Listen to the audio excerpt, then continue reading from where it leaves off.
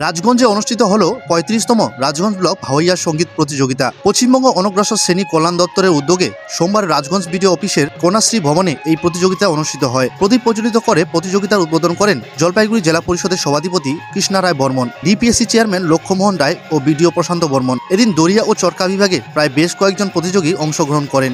এই প্রতিযোগিতায় প্রথম ও দ্বিতীয় স্থান অধিকারীকে পুরস্কৃত করা হবে। উপস্থিত ছিলেন রাজগঞ্জ পঞ্চায়েত সমিতির সভাপতি রূপালী দে সরকার, সহসভাপতি কবিতা ছেত্রী শৈব, জেলা পরিষদের সদস্য রমির মজুমদার সহ অন্যান্যরা। জানেন যে আমাদের পশ্চিমবঙ্গ সরকারের যে ব্লক স্তরে ভাওয়াইয়া প্রতিযোগিতা আপনারা জানতে পারছেন, যেহেতু উচ্চ মাধ্যমিক পরীক্ষা শুরু হয়েছে, এই জন্য আমরা সব কিছু ঠিকঠাক রেখে আমাদের কন্যাশ্রী যে ভবন আছে সেখানে আমরা করছি।